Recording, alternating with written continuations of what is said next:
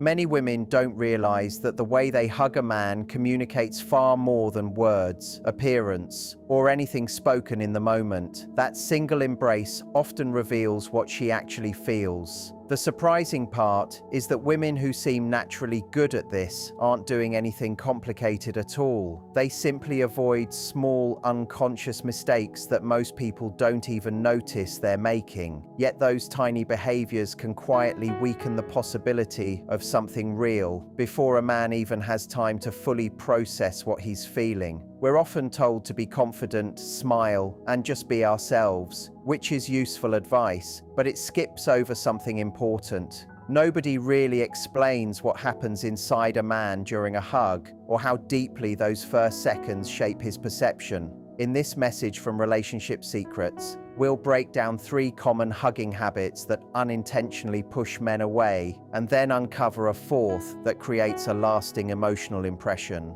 Most of us grow up without ever being taught the emotional meaning behind physical closeness.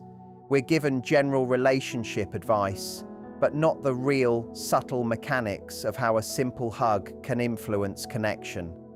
People assume attraction is built mostly through conversation, humor, or shared interests, and while those things matter later, they don't explain what happens in the very first physical contact. A hug is often the earliest moment of true emotional reading between 2 people. It communicates comfort, presence, openness, or distance without a single word being spoken. The issue is that no one breaks down what a man is actually sensing in those seconds, or how quickly his emotional system responds before logic even steps in. Because of that gap in understanding, many women misread how powerful this moment really is, even when their intentions are completely warm and genuine. There are also a few common hugging patterns that seem harmless on the surface, but can slowly create emotional distance without anyone realizing it. These aren't about being wrong or doing something intentionally off. They come from habit, nerves, or simply not knowing how strongly physical energy is interpreted. A woman might pull away too quickly, stay too stiff, or hug in a way that feels overly polite rather than emotionally present. Each of these small actions sends subtle signals that a man picks up instantly, even if he can't explain it in words. The important thing to understand is that these patterns don't ruin everything in one moment, but they do shape how connected he feels afterward. Over time, they can quietly weaken attraction or make the interaction feel less meaningful than it could have been. The key thing most people don't realize is that men don't wait to analyze a hug the way they might analyze a conversation. They feel it first, think later. In those initial seconds of physical contact, the body reacts instantly and begins reading emotional cues long before conscious thought catches up. He's not sitting there evaluating you logically. Instead, his nervous system is picking up signals like comfort, tension, warmth, or distance. That's why a hug carries so much weight. It bypasses overthinking completely. It becomes a kind of silent language where presence matters more than perfection. Whether she is truly relaxed or just going through the motion is something he can sense almost immediately, even without realizing how he knows. This is why those first few seconds often decide the emotional tone of the entire interaction. Think about the difference you can feel when someone genuinely wants to be close to you versus when they are simply being polite. One feels warm, natural, and grounding, while the other feels brief, distant, and slightly disconnected. No explanation is needed in either case, you just know it instantly. Men experience that same contrast during a hug. It's not about judgment or criticism, it's about emotional clarity being picked up through physical presence. A genuine hug tends to leave a lingering sense of connection, even after it ends, while a rushed or distant one fades quickly without leaving much emotional trace. These reactions happen automatically, without effort or intention. That's why even small differences in how a hug is given can completely change how it is remembered afterward. And this is where everything becomes important.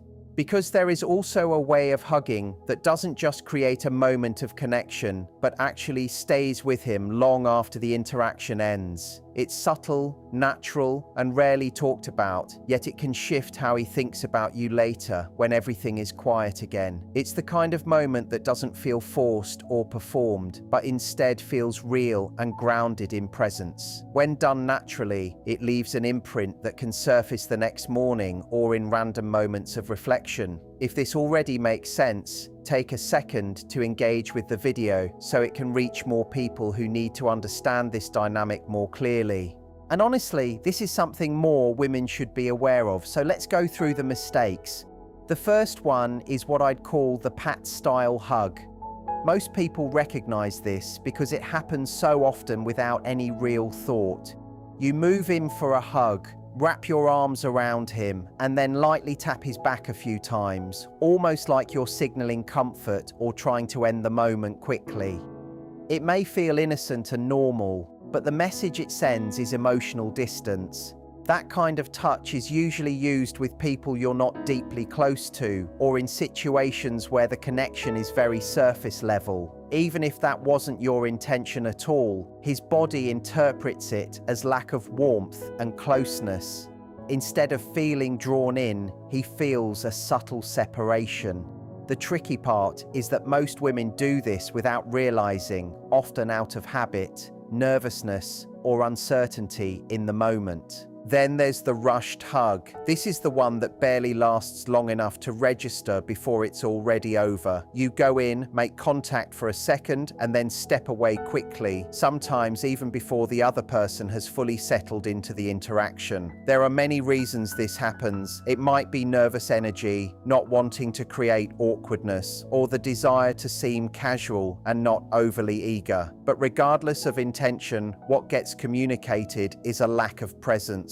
From his point of view, it feels like low engagement or emotional hesitation. The mind doesn't overanalyze context in that instant. It simply records the pattern: short contact, quick exit, minimal investment. Even if you actually do like him, the speed of the exit can unintentionally suggest disinterest, which creates a completely different impression than what you meant. Then there's what I call the checked out hug. This one is more subtle because on the surface, everything looks normal. You're physically hugging, but mentally, you're not really in it. Your attention is elsewhere. Maybe you're thinking about how you're being perceived, what you should say next, or just caught up in unrelated thoughts. So even though the hug happens, it doesn't feel emotionally full. Men don't break this down logically in the moment, they just feel the absence of presence. Everyone can sense when someone is genuinely there, versus when they're physically present but mentally distant. And when that lack of presence shows up during a moment that should feel warm or connecting, it quietly translates into emotional disconnection. Later on, even if everything seemed fine, it can leave behind a sense that the moment didn't really matter that much. The important thing to understand is that none of this is about being perfect or performing the right behavior. It all comes down to presence. A hug that actually creates connection isn't complicated or calculated. It's grounded in the moment itself. When you're fully there, your body naturally communicates something very different without you forcing or adjusting anything. The shift isn't about technique, it's about attention and emotional availability in those few seconds of contact. When you give a real hug, it begins with intention rather than habit. You don't rush into it or treat it like a quick social gesture. There's a quiet decision behind it that you're actually present with this person in that moment. Your arms wrap around him in a steady, natural way that doesn't feel stiff or rehearsed. The contact feels real, not fleeting, and you allow it to exist for just a few seconds without overthinking timing or structure. When you pull away, it happens smoothly, without breaking the emotional flow too abruptly.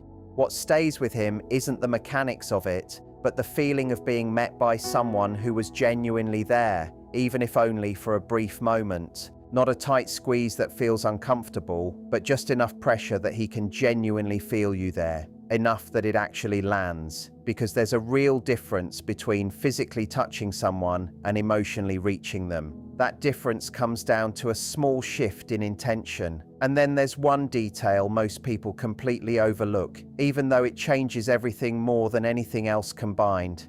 Breathe. Just one slow, natural breath while you're in the hug, because the moment you breathe, your body loosens up. And when your body loosens, his body picks up on that and responds in the same way. It might sound insignificant, but it absolutely isn't. If you're tense, holding your breath, or mentally counting down the seconds until it ends, he feels that tension without needing words. But if you're simply there, breathing normally, relaxed in the moment, it creates a completely different emotional signal between you both. And then comes the ending, which is where most people unintentionally break the connection. A lot of women begin pulling away before the hug is actually finished, like they're already halfway out of the moment before it's fully complete. Instead, what changes everything is just staying a fraction longer than your instinct tells you to. Not long enough to make it awkward, just long enough that the ending feels intentional rather than rushed. That small pause shifts the entire feeling of the interaction. When you finally do pull back, let it happen gradually, without snapping out of it or rushing to reset your posture. And in that final second, just look at him naturally. Not a forced expression, not something rehearsed, just a real glance that reflects warmth and presence.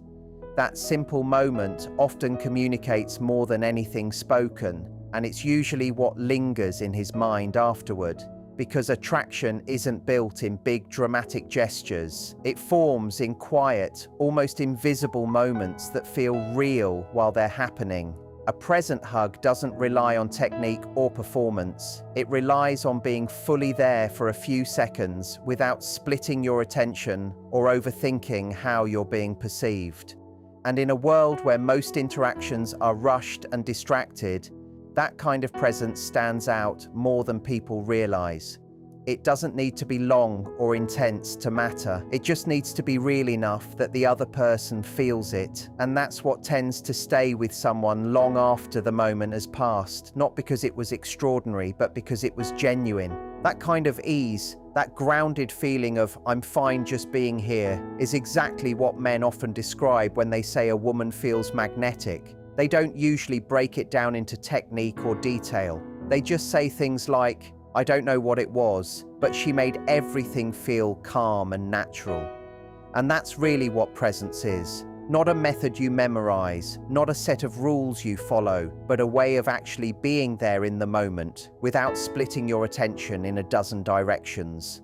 To be completely real with you, I've worked with many women who, on the surface, had everything going for them. Attractive, intelligent, socially skilled, confident in conversation. The kind of women you'd assume would have no difficulty connecting with men, and yet they still felt something was missing, because in the moments that actually mattered, they weren't fully in them. Their body was there, but their mind was somewhere else, thinking, analyzing, self-monitoring. So what came across wasn't connection, but hesitation, and men would often describe them in the same way: nice, pleasant, but difficult to fully read or emotionally grasp. Not because of looks or personality, but because something in their presence never fully landed. The women who changed that pattern weren't the ones who learned new tricks or complicated strategies. They were the ones who stopped overmanaging themselves in real time. They stopped treating every interaction like something they had to get right and started allowing themselves to simply be in it. That shift alone changed everything, because when someone is no longer constantly evaluating themselves from the outside, their natural warmth has room to come through, and that changes how they're experienced on the other side. And here's something important. When you step out of your head, your body already knows what to do. You don't actually need to learn presence in the way people usually think. You already understand what real connection feels like because you've experienced it. You know the difference difference between a moment that feels genuine and one that feels flat or rushed. So it's not about adding something new, it's about removing the hesitation that blocks what's already there. If there's one simple takeaway from all of this, it's this. In those small moments, especially something as simple as a hug, choose to actually be there, not partially, not distracted, not self-monitoring, just there. Let your body settle instead of tightening up.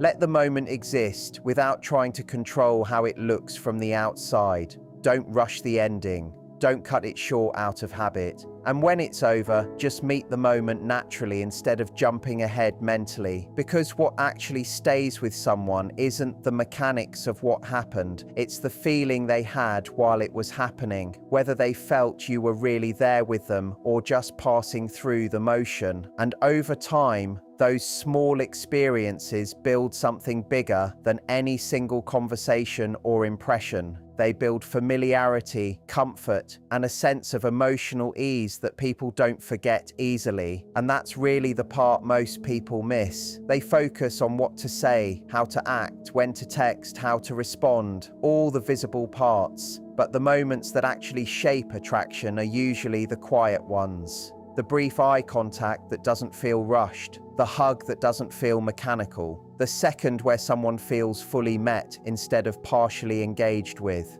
You don't need to become someone else to create that. You just need to stop interrupting yourself in the middle of it. Stop stepping outside the experience while it's still happening. Because what you're looking for in terms of connection isn't something you have to build from scratch. It's something that shows up when you finally stop getting in the way of it. And if you take nothing else from this, take this. Being present is not about doing more. It's about doing less inside your head so what's already natural in you can actually be felt by someone else. What you're really looking at here isn't about hugs at all. It's about how human presence is translated through the body before words ever get a chance to matter. Most people underestimate how fast emotional impressions are formed. In the first few seconds of physical closeness, the brain isn't analyzing details or building a logical opinion. It's scanning for signals of safety, openness, comfort, and emotional availability. That's happening automatically, beneath awareness. So even something as simple as a brief hug becomes a kind of emotional snapshot that the other person carries with them afterward, often without being able to explain why. The reason presence matters so much is because it removes internal noise. When someone is overthinking, self-monitoring, or trying to manage how they appear, that tension doesn't stay hidden. It shows up in micro signals, slight stiffness in the body, hesitation in timing, shallow breathing, or premature withdrawal. None of these are dramatic on their own,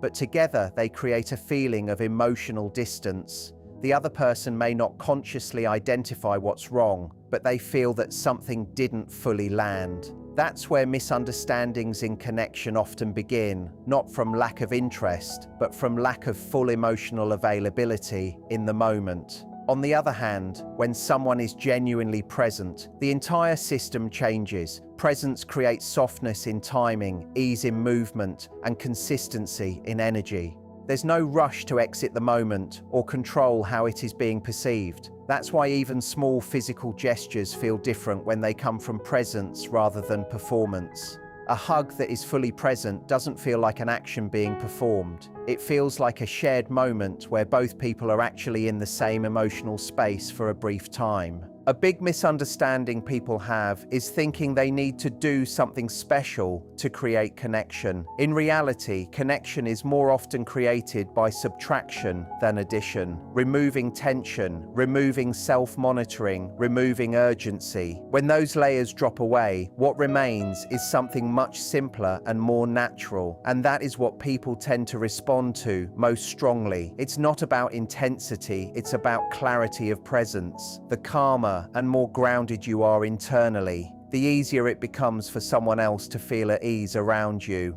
Another important layer is timing and pacing. Humans are extremely sensitive to pacing in physical interaction.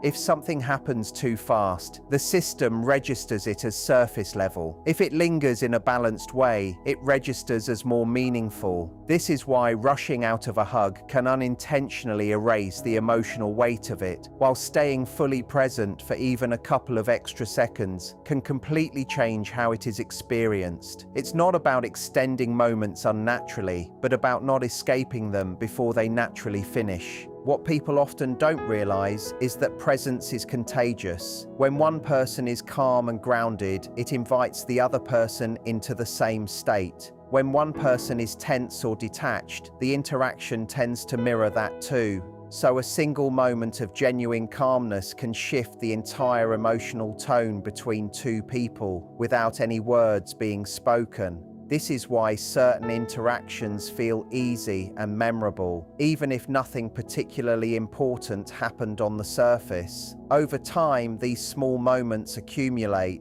Human memory doesn't store relationships as continuous stories, it stores emotional highlights. Brief moments of feeling truly seen, calm, or connected become anchors in memory. That's why someone might not remember exact conversations, but they remember how someone made them feel in a few quiet seconds of presence.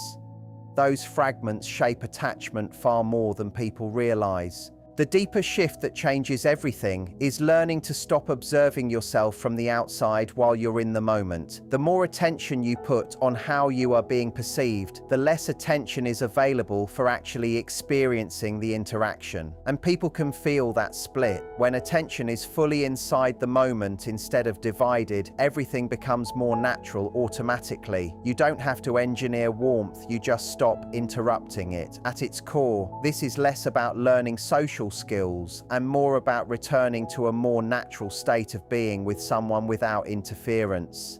Most people already know what genuine connection feels like because they've experienced it in different forms throughout life. The real shift is allowing that state to happen without blocking it with overthinking or hesitation. When that happens, even the simplest gestures carry a completely different emotional weight because they are no longer filtered through control but expressed through presence. In the end, what all of this really comes down to is something far simpler than people expect, yet something most people struggle with in real time. Connection isn't built through perfect timing, clever behavior, or memorized social rules. It's built through how fully you are actually in the moment when you're with another person. Not partially, not mentally split, not already thinking about how you're being seen or what comes next, but genuinely there, without stepping outside yourself while the experience is still happening. Most of the misunderstandings between people don't come from lack of interest or lack of potential. They come from interruption. The interruption of thought over feeling, the interruption of awareness over presence, the interruption of trying to manage an experience instead of living it. And because that interruption is subtle, people rarely recognize it in themselves, even though they can easily feel it in others. That's why some moments feel effortless and warm, while others feel slightly distant, even if everything on the surface looks fine. The truth is, presence is not something you perform. It's something that appears when you stop trying to control how you are coming across and simply allow yourself to be where you are. When that happens, your natural tone, your timing, your body language, and even your smallest gestures begin to align on their own. There's no need to force warmth or manufacture connection because nothing is being filtered through tension or overthinking anymore. What people experience from you in that state feels clear, steady, and real, even if the moment itself is very simple. And that simplicity is what makes it powerful. A brief interaction, a short exchange, even something as ordinary as a hug, can carry a surprising amount of emotional weight when it is fully present. Not because it is exaggerated, but because it is undistorted. It isn't being pulled in different directions by hesitation or self-awareness. It is just happening cleanly as it is. Over time, these kinds of moments begin to shape how people remember you, not because of anything dramatic you did, but because of how it felt to be around you. Humans don't remember every detail, but they do remember emotional consistency. They remember ease, They remember comfort. They remember whether being around someone felt natural or slightly restricted. Those impressions build slowly, but they last longer than most words ever could. The important realization here is that you don't need to become someone different to create that effect. You don't need to adopt a new personality or learn a set of techniques. In many cases, it's actually the opposite. It's about removing the internal noise that pulls you away from the moment. The more you stop analyzing yourself while things are happening, the more room there is for your natural presence to come through without effort. And that's where real change happens. Not in trying harder, but in getting out of your own way long enough to let the moment be what it already is. When you do that, even ordinary interactions start to feel different, not because the situation changed, but because you are finally fully inside it.